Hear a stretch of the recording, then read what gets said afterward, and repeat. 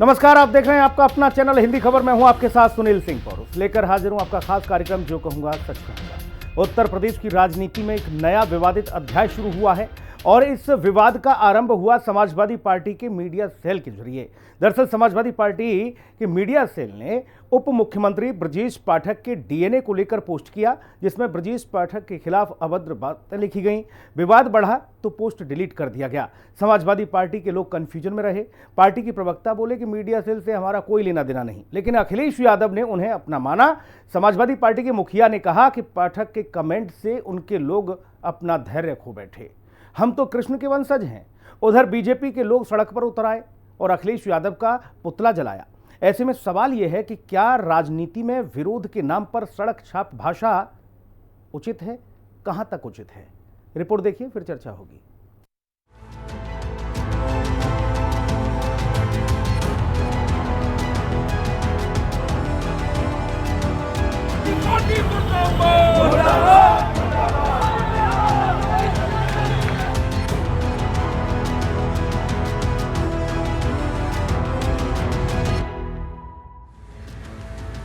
हम कृष्ण के वंशज हैं, बोले अखिलेश। शिशुपाल का वध तय, बता रहे ब्रजेश। डीएनए से शुरू हुई सपा बीजेपी की लड़ाई, पाठक के सम्मान में मैदान में भाजपाई। उत्तर प्रदेश के उप मुख्यमंत्री ब्रजेश पाठक और समाजवादी पार्टी के मुखिया अखिलेश यादव के बीच ट्वीट वार छिड़ा हुआ है। विवाद कृष्ण के वंश और शिशुपाल के वध तक जा पहुंचा है। दरअसल समाजवादी पार्टी के ऑफिशियल एक्स हैंडल से उप मुख्यमंत्री ब्रजेश पाठक के डीएनए को लेकर अभद्र, अशोभनीय, घिनौना पोस्ट किया गया, जिसके बाद उत्तर प्रदेश बीजेपी ने अखिलेश यादव की चौतरफा घेराबंदी कर चढ़ाई कर दी। बीजेपी कार्यकर्ताओं ने अखिलेश यादव के पुतले तक फूके। समाजवादी पार्टी मुर्दाबाद, मुर्दाबाद, मुर्दाबाद। समाजवादी पार्टी मुर्दाबाद, मुर्दाबाद, मुर्दाबाद। साथ ही सपा मुखिया को माफी मांगने और पोस्ट को डिलीट करने को कहा। बीजेपी के सभी बड़े नेताओं ने समाजवादी पार्टी को आईना दिखाया। मामला पुलिस तक जा पहुंचा तो बीजेपी ने एफआईआर दर्ज कराने में देर नहीं की। समाजवादी पार्टी की बढ़ती मुश्किल के बीच अखिलेश यादव खुद सामने आए। अखिलेश यादव ने ब्रजेश पाठक को लेकर लंबा चौड़ा लेख लिख पोस्ट किया। साथ ही बता दिया कि हमने अपने कार्यकर्ताओं को तो समझा दिया है, लेकिन आप भी अपने आचरण को सुधारिए। अखिलेश यादव ने कहा कि हम यदुवंशी हैं और हमारा संबंध भगवान कृष्ण से है। वहीं दूसरी ओर ब्रजेश पाठक शिशुपाल का प्रसंग ले आए। ब्रजेश पाठक ने चेतावनी देते हुए कहा कि समाजवादी पार्टी के लोग सुधर जाएं, वरना शिशुपाल वाला हाल होता रहेगा। कृष्ण और शिशुपाल रिश्ते में भाई थे, पर शिशुपाल का वध तो उनके हाथों ही हुआ था। यादव अपना मानसिक संतुलन खो चुके। जिस तरह से 2012 के बाद उनको लगातार जनता नकार रही है, हर चुनाव में, छोटा चुनाव हो या बड़ा चुनाव, वो अपना संतुलन खो चुके हैं। और हालिया हालात में जिस तरह से उनके बयानबाजी आ रही है, और बयानबाजी भी इस कदर कि देशद्रोह तक वो उतर आए हैं, वो घटिया स्तर की बातें कर रहे हैं। उनको अपने मानसिक चेकअप कराना चाहिए। खामे-खा की बातें नहीं करनी चाहिए और इस तरह की बातें नहीं करनी चाहिए कि जनता उनको सबक फिर सिखाए रखे।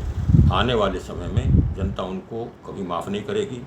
जिस तरह से देशद्रोहियों का अंजाम भारतीय जनता पार्टी कर रही है और माननीय नरेंद्र मोदी जी के और योगी जी के नेतृत्व में किया जा रहा है, उस तरह से जनता इस देशद्रोही राजनेताओं को सबक सिखाएगी। ये 27 से ये तय, कोई जतन करने पर यह सत्ता में इनकी वापसी कभी होने वाली नहीं। अखिलेश यादव और ब्रजेश पाठक में शुरू हुए ट्वीट वार में समाजवादी पार्टी के नेता भी मैदान में कूद पड़े और बीजेपी के रिएक्शन पर तीखा हमला बोला।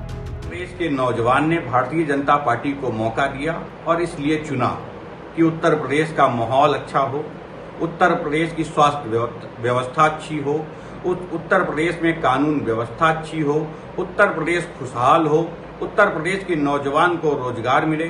और दुर्भाग्य देखिए, जिनको उत्तर प्रदेश की आवाम ने मत देकर कुर्सी पर बैठाया और सोचा कि उत्तर प्रदेश की स्वास्थ्य व्यवस्था, कानून व्यवस्था, उत्तर प्रदेश उन्नति की ओर बढ़े, दुर्भाग्य देखिए आज वो कहानियां सुनाने का काम कर रहे हैं। जिनके पास कुछ नहीं बचता है तो अपनी नाकामी छुपाने के लिए कहानियां सुनाना शुरू कर देते हैं।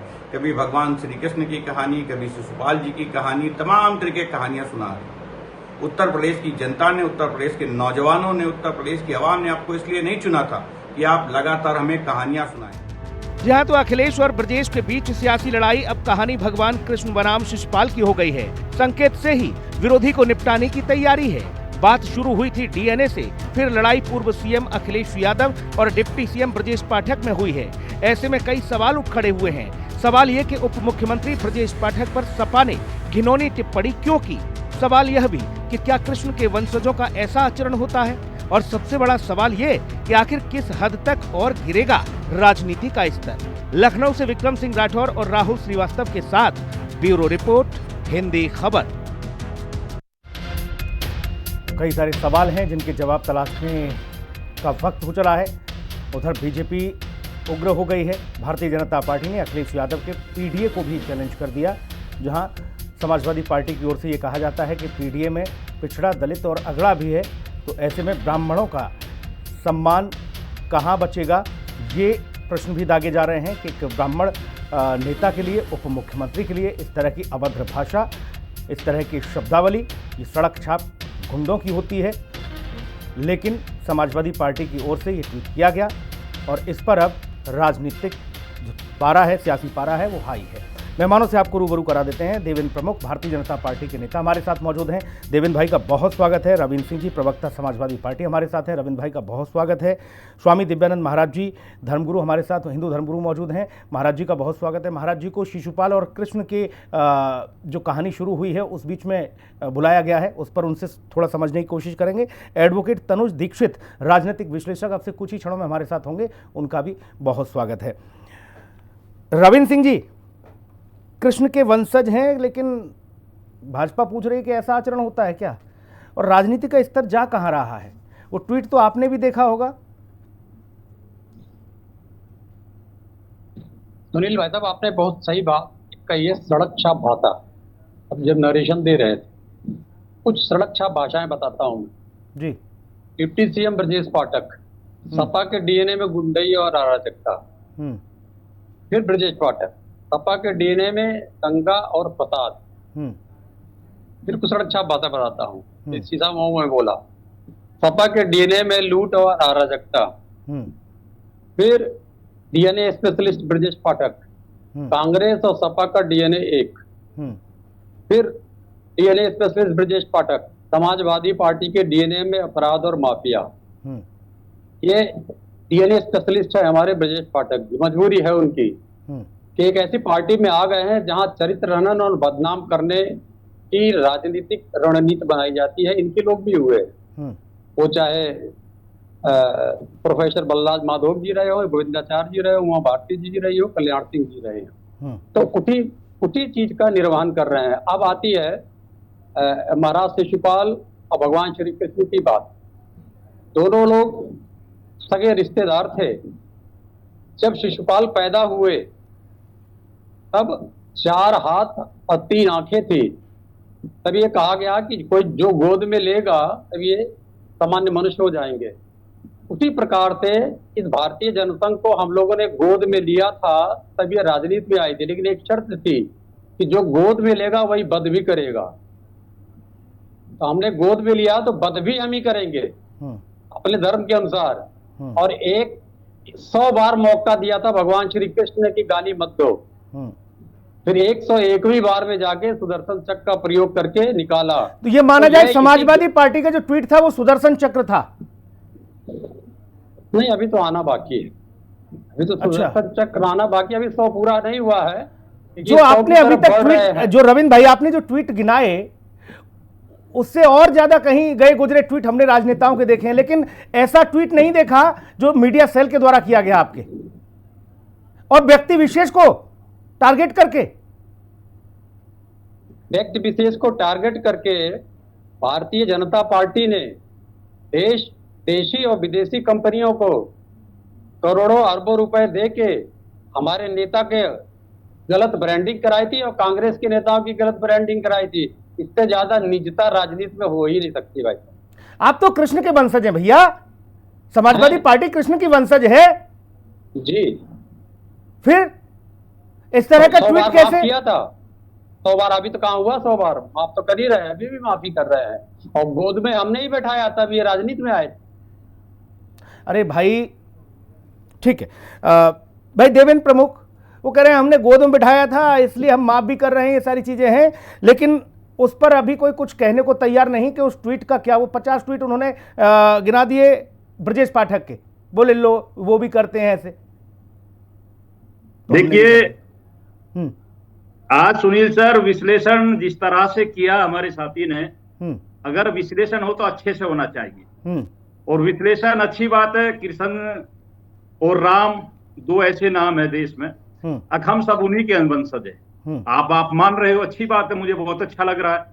लेकिन राम और कृष्ण को गाली देने वाले शायद ये भूल गए कि द्वापुर और त्रेता दोनों भगवान विष्णु के अवतार हैं, साक्षात भगवान विष्णु के अवतार हैं। एक जगह आप राम जी को गाली दिलाते हो, आपके राष्ट्रीय महासचिव रामचरितमानस को लेकर जिस तरीके की आपने टिप्पणियां की और उनकी थी पटपटाई, और आपके साथी स्टालिन पिता पुत्र और सोनिया गांधी राहुल गांधी तक हमेशा, आज मुझे अच्छा लग रहा कि आप धीरे धीरे सही पर पटरी पर आ रहे हो। जाकी रहे भावना जैसी प्रभु मूरत देखी थी तैसी, मंगल भवन है मंगलहारी दरवंश दशरथ अजर विहारी।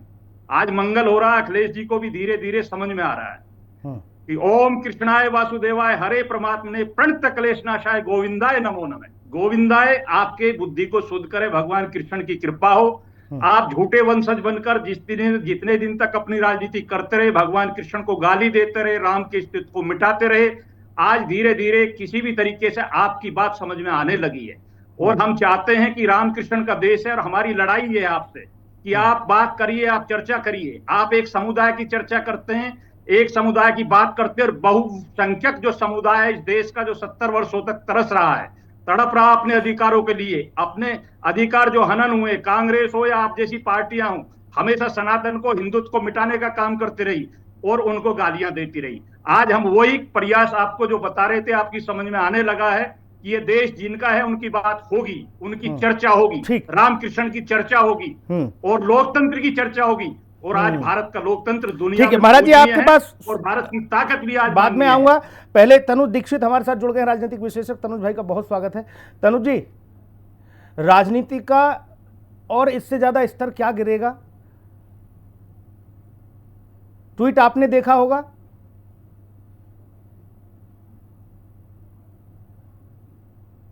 देखिए मुझे लगता है कि जब कभी भी दो पक्ष एक दूसरे के विरोध में कोई भी बयानबाजी करते हैं तो उसकी कुछ सीमाएं निश्चित रूप से जरूर होना चाहिए।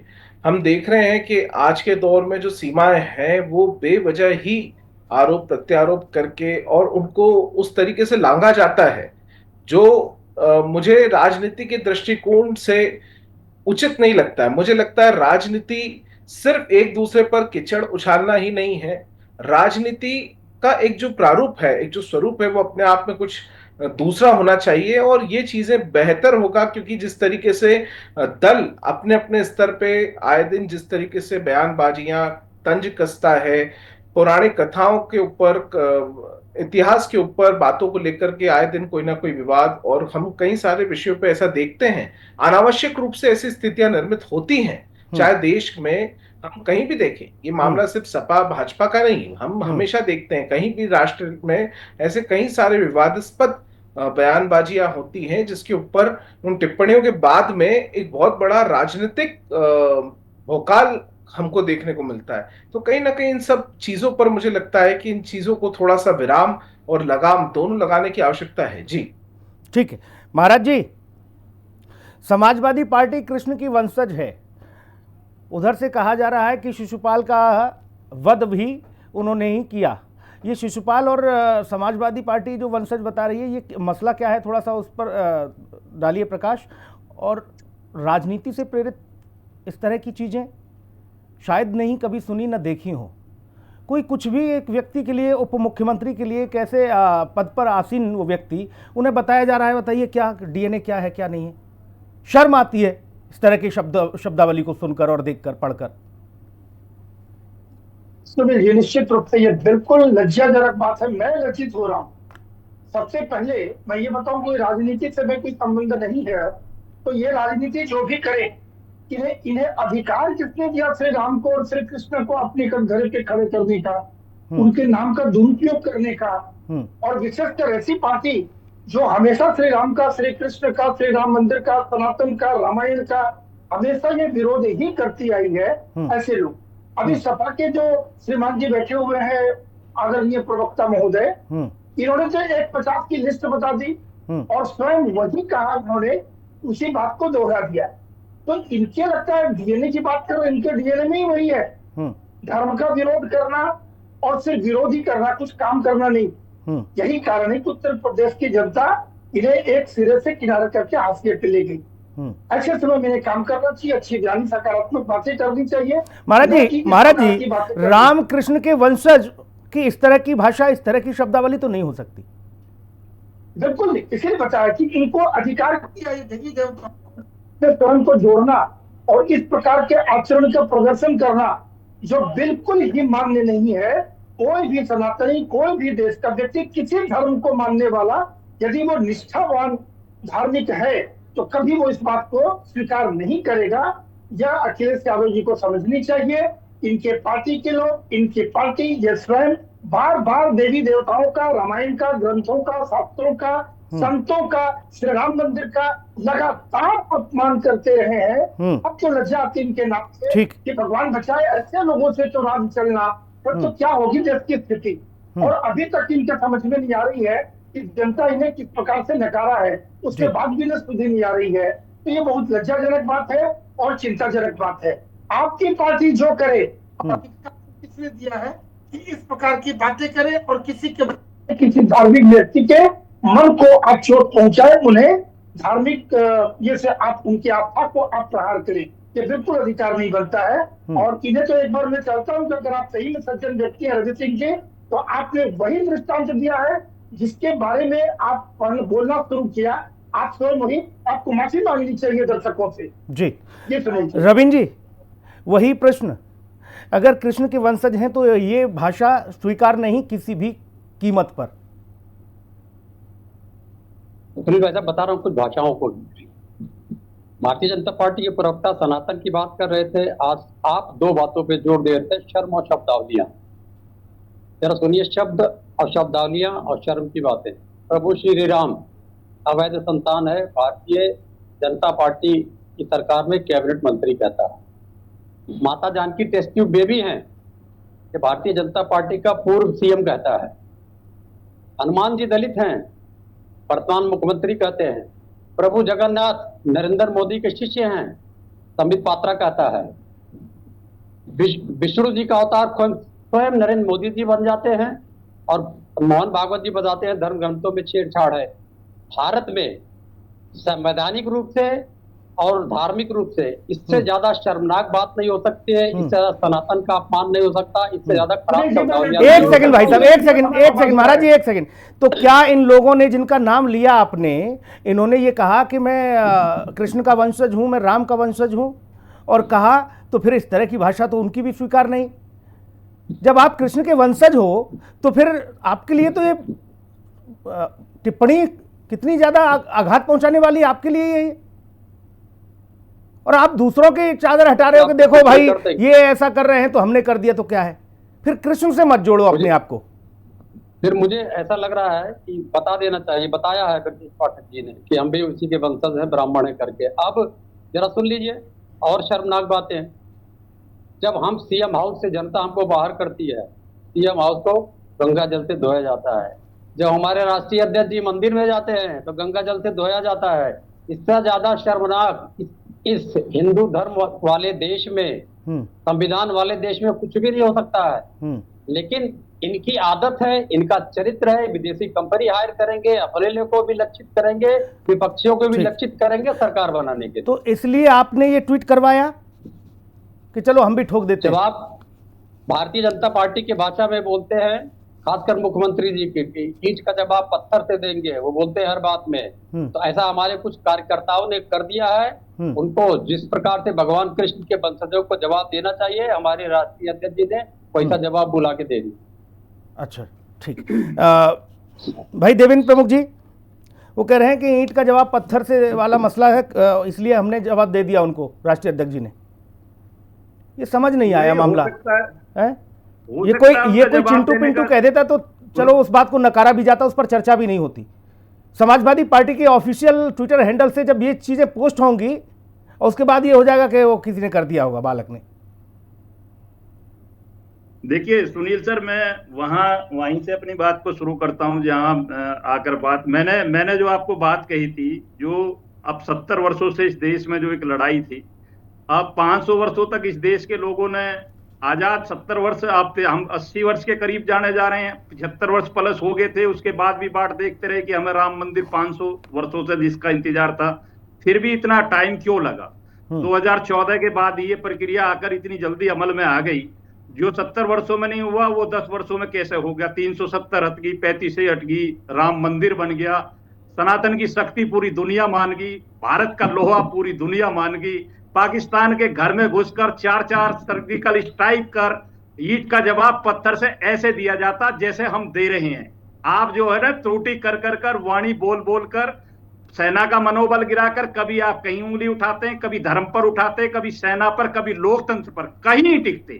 बड़ी बात यह है कि आपकी पार्टी और आपके नेता कहीं नहीं टिकते। अगर कहीं टिके, अगर मुद्दे के साथ बात करें तो हम सुनील सर एक एक मुद्दे पर, चाहे विकास से संबंधित हो, चाहे लोकतंत्र से संबंधित हो, चाहे आध्यात्मिक से संबंधित हो, या सनातन से संबंधित हो, या हिंदू से, या मुस्लिम से, या सिख से, हमने तो इस देश में जिस दिन से आए 2014 के बाद हिंदू और मुसलमान और सिख और ईसाई सबको सेव कर दिया। इन्हीं की सरकार में 400 प्लस दंगे होते थे, मुसलमान हिंदू कटते थे और ये बैठकर टोपी लगाकर मजे लेते थे। आज हम बात कर रहे हैं जीडीपी की, इकोनॉमी की, तीसरे नंबर की अर्थव्यवस्था की। अरे उसके साथ साथ वही उत्तर प्रदेश जिसमें रात को 12 बजे, 1 बजे, 2 बजे सिंगल आदमी, किसान का बेटा अपने खेत में खड़ा होकर ट्यूबवेल पर खेती कर रहा है, पानी चला रहा है, कोई हत्या मर्डर नहीं होता। ये बदलता प्रदेश है। इसमें आज आध्यात्मिक रूप से भी बदला है, ये मानसिक रूप से भी बदला है, और दूसरी बात है ये आर्थिक रूप से भी बदला है। आज विश्व की इकोनॉमी में भारत तीसरे नंबर पर है और भारत में उत्तर प्रदेश दूसरे नंबर पर है। चर्चा कीजिए, जितना दम है उतनी कीजिए, तथ्य के साथ आएंगे, बदतमीजी नहीं करेंगे। हम जो क्वेश्चन कर रहे हैं उसे बताइए कि हम में और आप में अंतर क्या है। आज ये कोई भी रिकॉर्ड उठाकर देख लीजिए, एनसीआरबी का रिकॉर्ड ले आइए, ठीक है भाई, एजेंसी का रिकॉर्ड ले आइए, क्राइम रिकॉर्ड अखिलेश जी के यहाँ रोज के ज्यादा नहीं 7650 मुकदमे दर्ज, छोटे मोटे लगाकर, और हम 5000 दर्ज करवाते हैं और उसमें से 98% उनको छोटे से मोटे से 1, 7, 16, 51 तक की धाराएं जोड़कर, ठीक है, उन्हें 24 घंटे में खत्म करने का काम करते हैं। ऐसा बदलाव है आज उत्तर प्रदेश में। जो आघात ब्रजेश पाठक को पहुंचा और जिस हिसाब से उनका रिएक्शन आया, वो स्वाभाविक है। किसी भी व्यक्ति के लिए अगर ऐसा इस तरह की शब्दावली का इस्तेमाल होगा, ये लिखा जाएगा, तो वो जाहिर तौर पर शांत तो बैठेगा नहीं। मुकदमा दर्ज हो गया है वो अलग विषय है। तनु दीक्षित जी, एक और तो ये इस तरह की भाषा, वाणी, शब्दावली, ये सब ट्वीट पोस्ट और ये सब चीजें सोशल मीडिया पर ठोक देना, फिर अपने आप को कृष्ण से भी जोड़ देना और ये कह देना कि उन्होंने इतना ऐसा ऐसा किया था, हमने कर दिया तो क्या, ये समझा जाए। और इससे क्या सियासी लाभ आपको लगता है कि मिलता है? नुकसान के अलावा मुझे तो नहीं दिखता कि कुछ होता है। लाभ तो कहीं मुझे नहीं लगता। क्या आपको लगता है कि लाभ होता है इस तरह की चीजों से? नहीं, निश्चित रूप से सुनील जी आपकी बात से सहमत हूं। मुझे लगता है कि ऐसे मामलों में, खास करके जब बातों का जो स्तर है वो स्तरहीन हो जाए किसी भी रूप में, चाहे वो बात डीएनए संबंधित हो, चाहे वो बातें किसी भी संबंध में हो, अगर वो इस तरीके की स्तरहीन हो जाएगी राजनीति के अंदर, तो निश्चित रूप से उससे जनता के अंदर जो एक छवि है, पार्टी की जो छवि होती है, वो पूर्ण रूप से धूमिल होती है।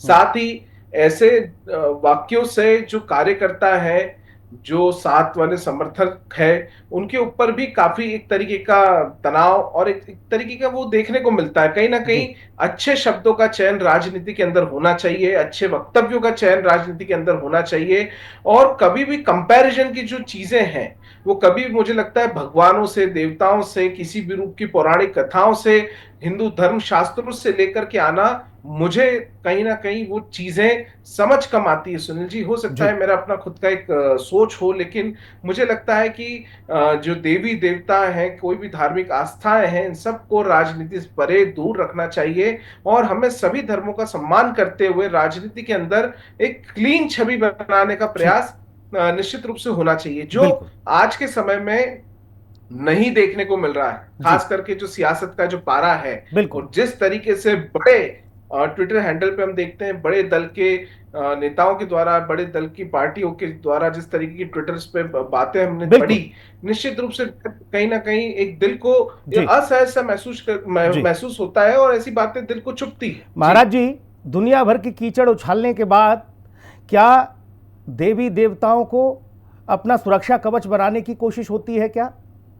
फिर ये कह दिया जाता है कि अरे भाई आपको नहीं पता हम किसके वंशज हैं, बस यहीं शांत हो जाओ, बाकी धत्तेरी की करते रहो कुछ भी।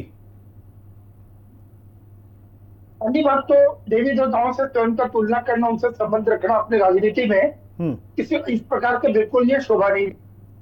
जब अपनी हिम्मत थी आपने ट्वीट किया, क्यों आपने डिलीट क्यों किया? यदि डिलीट किया उसका मतलब है कि आपके अंदर में आपको बोध हुआ कि यह गलत हो गया। यदि गलत हो गया तो सपा के प्रवक्ता क्या क्षमा मांग लेनी चाहिए, और आपके प्रश्नों का एक भी उत्तर न देकर ये 4 प्रश्न और जागते हैं, इनकी कोई तैयारी नहीं है, इनके पास कोई उत्तर नहीं है। देश जानना चाहती है, आपकी मनसा जानना चाहती है, आप गलत भी कर रहे हैं, गलत को छिपा भी रहे हैं और पीछे भी भाग रहे हैं, और ऊपर से और कुछ और भी उल्टी सीधी आप बयान दे रहे हैं जिसका कोई तात्पर्य नहीं है। दूसरे को आप वही दोष दे रहे हैं जो आपने स्वयं किया। तो आपके पास कोई शब्द है नहीं, जनता कैसे जानेगी? भाई हम तो देश के जनता है, राजनेता में तो हूं नहीं। तो ऐसे राजनेताओं को देखिए, ऐसी पार्टियों को देखिए बड़ी हताशा होती है जी। ये क्या करेंगे, इनसे क्या उम्मीद की जा सकती है जी। और कम से कम किसी देवी देवताओं का नाम का दुरुपयोग करना कोई अधिकार नहीं बनता। ये बिल्कुल नैतिक अपराध है, इससे क्षमा मांगनी चाहिए। मैं आशा करता हूँ सपा के जो प्रवक्ता बैठे हैं पार्टी की ओर से निश्चित रूप से क्षमा मांगेंगे, क्योंकि 2-3 भूल इन्होंने की है जो बिल्कुल आपत्तिजनक। रविंद्र भाई, एक तो प्रश्न यही कि क्या अध्यक्ष जी को इस बात पर खेद प्रकट करना चाहिए, क्षमा मांगनी चाहिए, और दूसरा ये कि ये मामला जो उठाया महाराज जी ने कि पहले तो हिम्मत दिखाई, आपने ट्वीट किया, फिर उसे डिलीट कर दिया, गलती की, लेकिन उसके बाद क्षमा तो बनती है। क्या प्रभु राम का अपमान गलती नहीं है? क्या माता जानकी का अपमान गलती नहीं है? क्या भगवान विष्णु का अपमान गलती नहीं है? मेरा प्रश्न आपसे है भाई साहब, वो मैं देवेंद्र प्रमुख से पूछूंगा। क्या प्रश्नों को उत्तर दें, पहले प्रश्नों को उत्तर देना बता रहा हूँ। अब जो हमें उत्तर देना था, जो हमें अपने कार्यकर्ताओं को समझाना समझा दिए। भारतीय जनता पार्टी के प्रवक्ता कुछ भी नहीं बता पाए, ये इनका चरित्र है। रविंद्र भाई, बीजेपी ने कहा है कि ये जो ट्वीट किया था, ये जो पोस्ट था, वही समाजवादी पार्टी का मुख्य आचरण है, और ये नकली कृष्ण के वंशज बनने का ढोंग बंद करिए, ये लिखा है, ये बाकायदा ब्रजेश पाठक की ओर से कहा गया है। जिनका अपना कोई चाल चरित्र चिंतन चेहरा नहीं है, सारी पार्टियों में रह चुके हैं, जिसके घर रह के वो पनपे हैं, आज उसके घर को नष्ट कर दिया। उनके बारे में हम क्या बोले? उन्होंने सेना पे क्या बोला है, सुन लीजिए। सेना की बात कर रहे थे भारतीय जनता पार्टी। भारत की सेना इतनी, वायुसेना इतनी सक्षम हो गई कि दुनिया के किसी भी देश में जाके मार सकती है। यूएन चार्टर का उल्लंघन है, ऐसे व्यक्ति पर क्या टिप्पणी करेंगे? ये जो आप जो बात कर रहे हैं ट्वीट की, उसका तो कोई मतलब नहीं है। अंतरराष्ट्रीय अपराध है जो उन्होंने स्टेटमेंट दिया सेना को लेके। तो ऐसे व्यक्ति पे अच्छा, ये अपराध कर दिया उन्होंने कि किसी भी देश में जाके मारने की क्षमता रखती है वायुसेना? ये बहुत बड़ा अपराध है, यूएन चार्टर का अपराध है ये। अच्छा, चलो भाई, कम से कम समाजवादी पार्टी एक नोटिस तो भिजवाएगी ब्रजेश पाठक को इस बाबत। रविंद्र भैया, भिजवा दीजिए एक नोटिस। जब आपके नोटिस देख रहे हैं तो फिर देखते हैं एक बार आपका नोटिस। हमें तो लगा कि वायुसेना का सीना और चौड़ा हो गया कि आज हमारे लिए राजनेता ये कह रहे हैं। इस नोटिस को भिजवा दीजिए आप हमारे पास रविंद्र जी। भाई देवेंद्र प्रमुख, और भारत की सेना यही काम करेगी। अगर भारत में घुसकर आतंकवादी हमारे निर्दोष नागरिकों को मारेगी तो हम जहां तक जरूरत पड़ेगी वहां तक घुस के मारेंगे। ये डंके की चोट पर बोला जा रहा है, इसे आपको देशद्रोही घोषित कर दिया जाएगा भाई सपा की ओर से। देवेंद्र भाई, आपको देशद्रोही घोषित कर दिया जाएगा सपा की ओर से भाई। इन्होंने देखिए इन्होंने सपा का देशद्रोही जो घोषित किया था भारतीय ये जनता पार्टी ने। सर्टिफिकेट है कम कम से नहीं कम हमें तो चाहिए नहीं। आप जिस ये लाइन में है वैसे बहुत सारे पत्रकारों इंडी को, गठबंधन को बहुत दे सारे सकते हैं तो दे दीजिए, शिक्षकों को, हमें जरूरत नहीं तो है वो इस धारा ही खत्म कर ऐसे दिया सुप्रीम कोर्ट ने, कहा कि सर्टिफिकेट धारा की। पे आप काम नहीं कर हमें सकते हो। भारत से की ये जनता ने सारा चरित्र है सर्टिफिकेट इनके दिया साथ में, ये सुनील सब सर, कुछ भी कर सकते हैं। 140 करोड़ लोगों अपने का लोगों को मरवाया सर्टिफिकेट भारतीय इन्होंने, जनता क्या आप उस पार्टी के रिकॉर्ड को भूल पास है। जाइएगा। 22 प्रज्ञा सिंह प्रदेशों को में जिंदा हमारी किया, प्रज्ञा सरकार सिंह है, को मरवाने में बचे लगे हुए में हुए हम हैं। क्लीन तो स्वीप कर इनका रहे हैं, चाल चरित्र हमें सब किसी के गलत है। सर्टिफिकेट की जरूरत नहीं सपा के है। प्रवक्ता हमें को पता है कि हमारा जनता से लोकतंत्र माफी दुनिया में मांगनी सबसे चाहिए। महान है, हमारा भारत सबसे शानदार कार्रवाई करने में सक्षम है। हमने पाकिस्तान में आतंकवादियों के घर में घुसकर ठिकानों को उड़ाने का काम करा, आम जनता पर हमला नहीं किया। आप चाहे तो खड़े हो जाइए, आप लोगों की, मैं यही तो कह रहा था, मानसिकता यह है कि हमारे सर्जिकल स्ट्राइक पर आप सवाल उठाते हो जब दुख होता है, आप बोलते रहिए, कोई दिक्कत नहीं है, हमसे लड़ते रहिए, कोई दिक्कत नहीं है।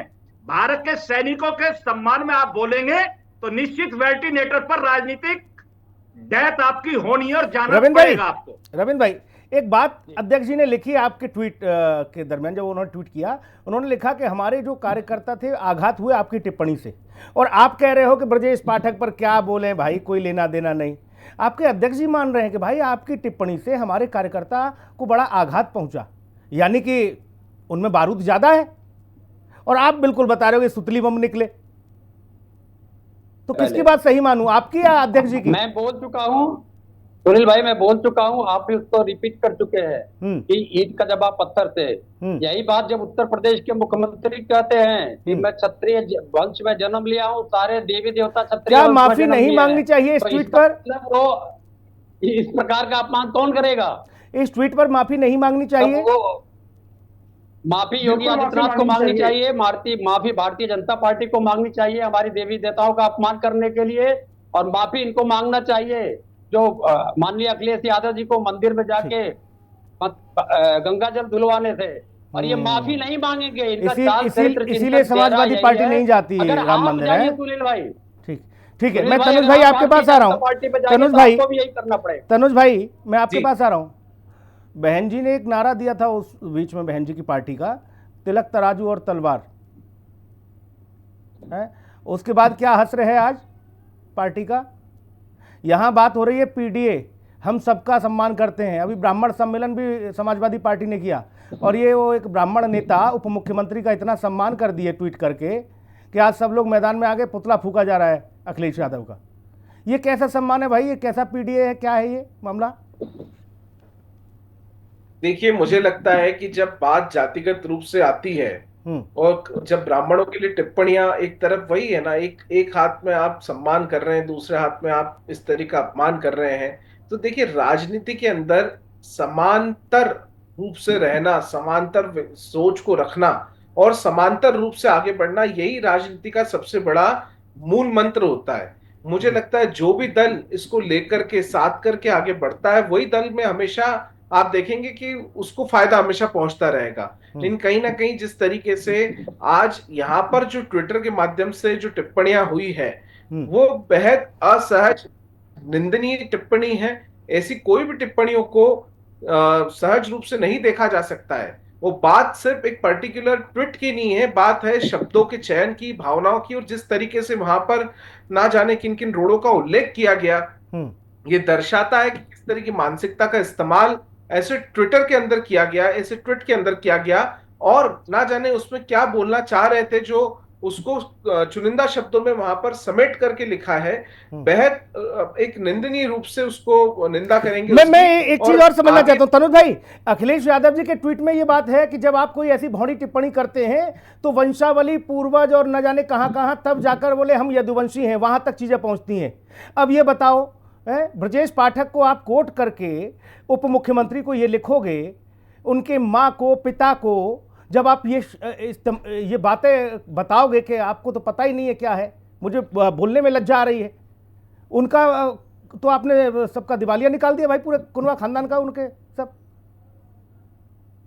देखिए, राजनीति में बहुत पर्सनल होने की आवश्यकता नहीं होती। आप पार्टी बात लेकर के चलते हैं, दो पार्टियां एक दूसरे के विपरीत हो सकता है कि राजनीतिक रूप से एक समांतर सोच नहीं रखती, उसके विषय में भी हम ये कहेंगे कि ठीक है, एक दूसरे पर आलोचनाएं करते हैं, वहां तक ठीक है। लेकिन किसी के ऊपर पर्सनल होना, पर्सनल रूप से किसी पर विवादास्पद टिप्पणियां करना और किसी के ऊपर इस तरह की अपशब्द के साथ में, हम कहेंगे बिल्कुल अपशब्द के साथ में, एक कोई सोशल प्लेटफॉर्म के माध्यम से कुछ उनके परिवार के लिए लिखना, ये बिल्कुल गलत है जी। हम इसका बिल्कुल समर्थन नहीं करते। ऐसा हम उम्मीद करते हैं कि आज समाजवादी के हमारे साथ में नेता भी बैठे हुए हैं, प्रवक्ता भी बैठे हुए हैं, वे जरूर भविष्य में इस चीज का ख्याल रखेंगे कि ऐसी कोई भी जो घटनाएं घटित होती हैं जिससे पीड़ा पहुंचे, अरे भाई ऐसा काम ही क्यों करें कि थूक के चाटना पड़े? अंकुश लगाने, ऐसा काम क्यों करें कि थूक के चाटना पड़े? फिर इतनी हिम्मत है, हिमाकत है तो ट्वीट रहने देते, और उसके बाद फिर कह रहे हो कि उन्होंने ऐसा किया वैसा किया। किसी ने कोई पर्सनल नेता पर टिप्पणी इस तरह की लिखी, अभद्र टिप्पणी, और आपने ट्वीट डिलीट करा के आपने ये संदेश दे दिया कि हाँ ये गलत हुआ, लेकिन माफी मांगने में आपको लज्जा आ रही है। रविंद्र भाई, कौन स्वीकार करेगा सभ्य समाज में इस तरह के शब्दों को?